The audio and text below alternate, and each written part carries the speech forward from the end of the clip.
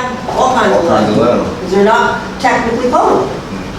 So clean your faucet aerators, okay? That's the faucet, most of us think of the aerators, that's in our sink in the water department. You just take that off, and you pop it out, it takes 2 minutes, and you got all the little particles of lead, they're gone. Okay, so now they're coming out with these really cool new faucets, aesthetically pleasing. And this is a lead-free faucet. I changed that out in my bathroom about a month or so ago. And as I'm going to turn the water on, I realized that I really should take the aerator out because there's maybe some crud. And I realized the aerator is stuck inside the faucet. And it comes with this cool little tool that you actually would stick up there to get and it's a simple process. But boy, a month and a half or so, I can't find that little tool. I know I put it away. I know I put it in a better place than the safe that's on. It is so safe, I haven't found it. But I'll figure out another way to do it. If you're interested in a filter, they do make lead removal filters. Some of them are like the little Brita things. Some of them are under a point of use under your kitchen sink. Make sure if you're going to do that, there's 2 caveats. Make sure you get one that's total lead, dissolved plus the lead particles. And also, if the manufacturer tells you to change that cartridge every 60 days, do it. Because if you don't, lead's going to accumulate on there, and say it goes a year, then all of a sudden it's going to start coming off into your water in higher concentration than you would have ever experienced. So if you're going to go that route, you've got to put the energy in and you've got to maintain it. And the last thing is have your water tested. That's the only way to know. Have the water tested in your home. We can't do that for you. We're not going to do that for you. But we're going to facilitate that to anybody who wants to have it done. We've made arrangements with the Smith Lab. You can come to the water department, you get a bottle, it's a 1 liter bottle. They'll give you instructions. You fill this out, you bring it back, bring it to us. We'll get it to the lab, and they'll mail you directly the results. We don't want to be a part of the results because we're a public agency, and it's really between you and what you do with that information. Judy, it's online too. It gives you directions on how to collect the water. Yes. Picture by picture. It has somebody doing it and exactly what to do. And it's $25. Give us a $5 deposit, or I mean, I have 25 bottles. If I say they're free, you're all going to run out of here. You pay $5 for the deposit on the bottle. When you bring it back, it's only an additional $20. So the total cost, including the deposit, is $25. And there's a pretty good time frame on that, because the lead doesn't go away in the water. Some samples you have to bring in right away. Our coliform samples with our lab, oh my God, we have to analyze them within 30 hours of the collection. Right. This can be months. Yeah, I think it's 60 days. Maybe. Yeah, and these aren't preserved, so if you put nitric acid in them, and which we don't in these bottles, you can keep them for a year and analyze them. So you can bring them back any day of the week. We'll get them to Smith. They'll send you the results directly. It's just one way. If you want to protect yourself, you can take that extra step. Yes, ma'am. If you don't live in the city of Kingston, is there? God, you can still do it. Sure. Thank you. You live in the town of Ulster? I live in the town of Service. Okay, same thing. Sure. Yeah. Absolutely. Well, you can do that. I mean, it's. We ask you to kind of bear with us. It's a new program. We were discussing it with the staff, and so if there's some hiccups, I would, I don't know what the run's going to be. Are people going to rush in tomorrow and but we'll get more bottles. So, call and we'll tell you, we'll reserve a bottle with your name on it or something. Yeah, you can do that. So that's everything I have. Cost is $25. And anybody have any questions? Do you want to talk about the sampling pool that you're sampling now? We've got 30 homes right now. We did 32, yes. We did 32 homes. We have to do them every 3 years. And that's because starting 20 years ago, we had to do 60 twice a year, then 60 once. And Steve could tell you better than I, because this is what he does. I mean, the regulations that are written in the New York State Sanitary Code are not for the faint of heart to figure out. All the important information is in the footnotes, or the footnotes to the footnotes, or in the table in the back someplace. All the tables, okay? And so Steve's my go-to guy. I'm like, Steve, what does this say? What do they want me to do? Steve's my man. It's a gift. He's like a translator. He's like one of those computer programs where I don't know Spanish, I type in English, it comes back. That's my man. He comes in, he tells all of us what to do. He even helps Shelley that way. Sometimes I gotta call these guys. I was gonna say, if Steve's not available, Minzy knows it. Yeah, right. So, I mean, they have a backup system. So, so now we're down to reduced monitoring. It's every 3 years as long as we maintain the levels. And you have no choice on those sites, you have to keep those sites. I have to keep those sites unless somebody moves or dies and refuses to do it. Yeah. But, While you were talking, I did some research and now my phone's going to turn on. You asked a question on what have lead levels in children, actually children and adults, done over time. Well, the National Health and Nutrition Examination Survey, which they do on a regular basis, that's actually the level, that's the current studies that they're using to determine the 2.5% of children with elevated, not elevated, 2.5% of children have a level of 5 micrograms per deciliter or higher. So back between 1976 and 1980, the average level of all 1 and 2-year-olds was 15. oh, wow. By 19, so lead paint was banned in 1978, so remember that. So that level dropped to 4 by the 1988 to 1991 standards. So that alone did significant standards. What I can't seem to get is what our current ones are compared to this. And actually the levels in adults were between 10 and 14, and they are now around the, actually they're kind of around the 3 to 5 range as well. So, good news, it is working. So we're doing something right. Working. So have there been times that somebody has had to replace their fixtures because of findings? No. They've had to replace them because they were broken and leaked, that kind of thing, but no, not that I'm aware of. I think you're going to find people, we had one customer that did it proactively because he just didn't want the lead in his house. He's a contractor. So it didn't cost him the $6,000, it would cost the rest of us to do it. But I mean, I think you're going to see people motivated, but no, not to my knowledge in the city. We've never had any exceedance over the action level. We've never had any, 10% can be above that. I don't recall any sample being above that level. So 100% of our Yeah, samples. we look at the 4 highest one is what has to meet that action level by code. Theirs have been traditionally, even the highest ones are still below that action level. So I just wanted to mention, I'm going to a baseball game now, Little League. Maybe not. If you're lucky.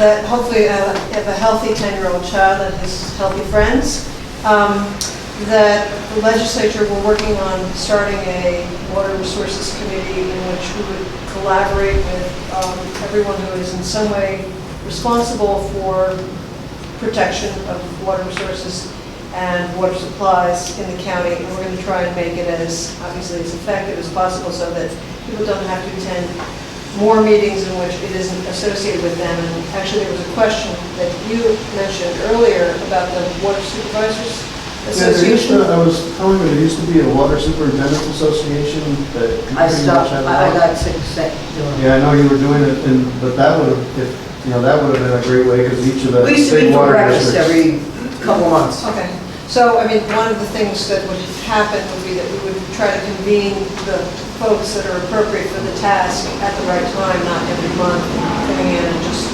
hashing over old things, but if there are policy recommendations that can go to the legislature that we can do something about, we'd really be glad to work with you, so.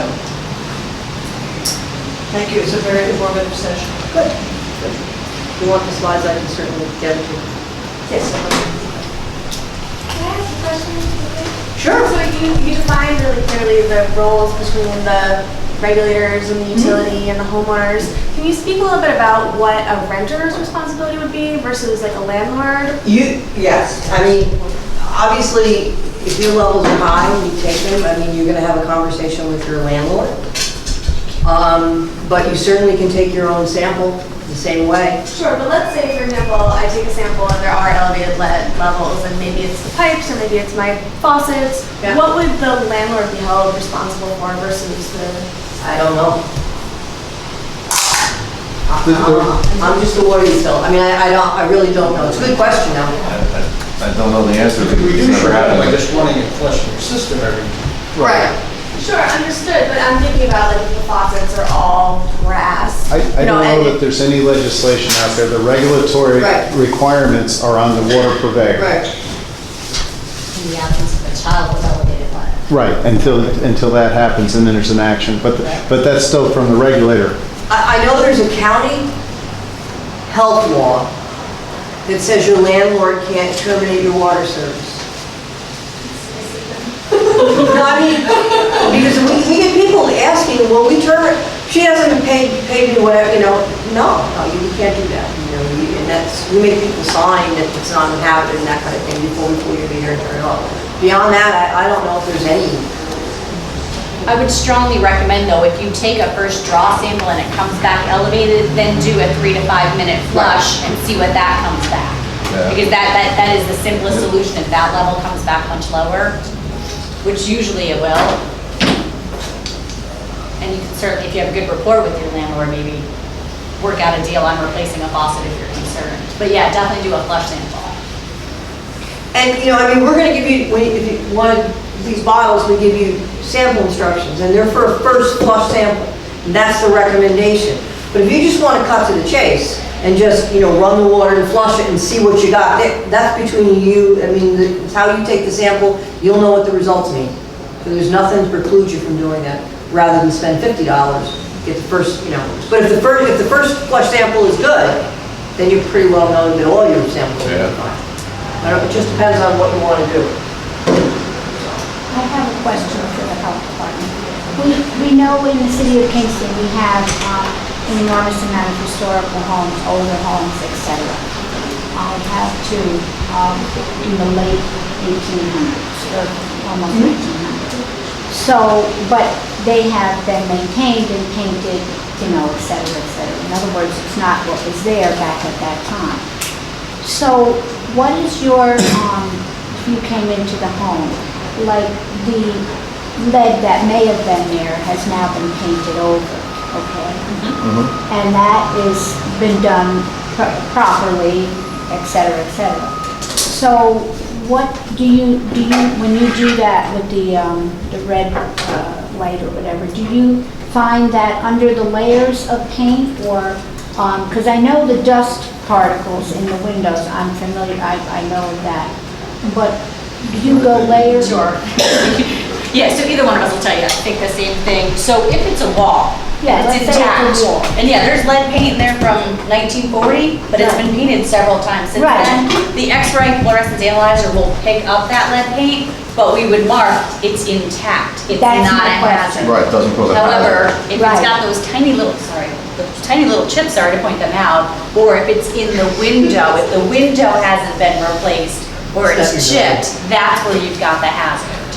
Right. Yeah. So we would say, yep, it's there, but it's intact. We don't think that was the source of a child's lead. So you come in, what is your recommendation then to the homeowner or? Just to continue to maintain it in an intact condition. I As long as see. it's intact and not what he referred to as a friction or an impact surface. Because that impact surface is, your doors, every time you hit it, it can create, and every time you slide your windows up and down. So if it's not your doors and windows and it's intact, you're probably fine. We can't come into your house and just because we find lead paint on the windows, we can't mandate that you replace all your windows with Of vinyl course windows. not. We just say they have to be put into a condition that's lead safe. Lead safe. And there would be many options, you could remove the windows and take them somewhere else, don't work on them in the home. You could chemically strip all the paint off, you could. You can put track liners, although they're hard to find. Yeah, that does work though. It's just, we want paint to be intact, and we don't want leaded paint rubbing on leaded paint, Friction and impact are the two biggest sources of the lead dust. But in listening to some of your percentages, it sounds as though you're doing a good job here, considering the amount of light that could be in the homes. When you said 97 or 92%, 92.5. Yeah, that's nationwide. That's nationwide, okay. But if you look at older cities, Baltimore, Newburgh, Kingston, Right. as opposed to New our York rural State has house. the highest levels of lead paint in Well, it's, I think, in any state, I think we have. I thought- I read I think we that, have the right. highest level of lead.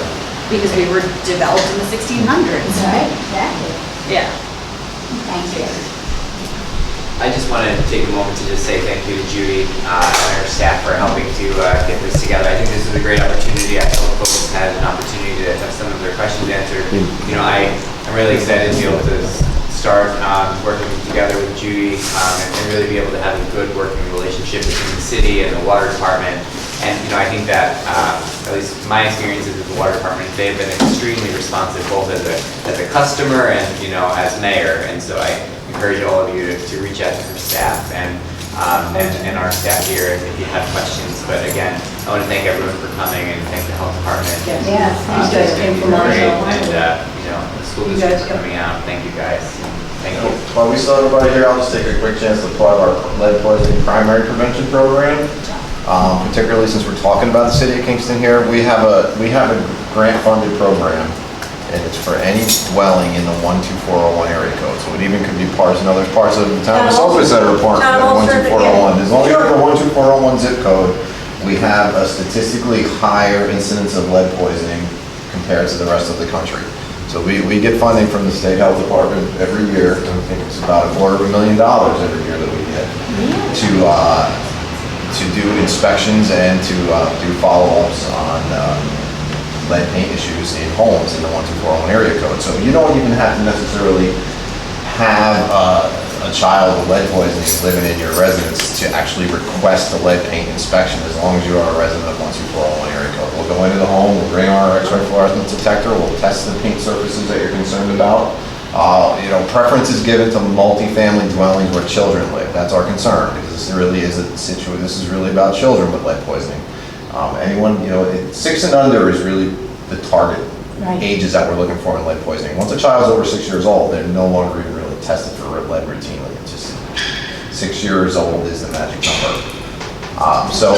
If you're an owner of a multifamily house and you have a lot of tenants, we'll test every apartment and we'll give you a detailed list of where your lead hazards are, and we will work with you to help you explain to you how to remediate the lead safely. We actually offer free training. It's called the Renovation, Repair, and Painting Law. It's a federal regulation that's been around since 2008, where if you do any renovation work where you disturb a certain square footage of paint in any house built before 1978, you are required to have the RRP certification. That's where it's for, if work is being performed for compensation. So that means if you're a landlord and you're doing your own handyman work, rent is considered compensation, so you need to have RRP. If you're in any of the building trades and you're knocking a hole in the wall that's over a certain square foot, you need RRP. If you're a painting contractor, obviously you need RRP. We were giving the classes for free on a monthly basis, but now we're cutting, our budget got a little smaller for that, but we are still going to be giving 4 free classes every year. We have the schedule at the health department, and anyone can sign up to take it, and you will get a certificate from an EPA licensed training provider saying that you yourself are a RRP certified contractor, and we do that free for the public. So that was my plug for that. Even if you're not required, it's actually really, I took the course to find out what we're teaching our contractors, and I found it really helpful to do work in my own home. Yeah, I mean, it's how to do it safely, because the one thing I did want to add, because you said you had some homes from the 1800s, so yeah, there probably is some lead paint in there. Other things to think about is when you're cleaning, rather than dry dusting and dry sweeping, would be damp dusting and wet mopping, because then you're picking up the lead instead of just kicking it back up in the air. Just one more tip that everybody can do in their home. Wet cleaning is the fastest way to reduce lead levels in your house, is wet cleaning. Even if your paint is in terrible condition, you go around and you're diligent about cleaning your windowsills. It's a horizontal surface. It's windowsills, floors, any tables, counters, and place where lead dust can collect. Wet cleaning. Coffee and cookies, help yourself, and there's water in the corner. Is the water good?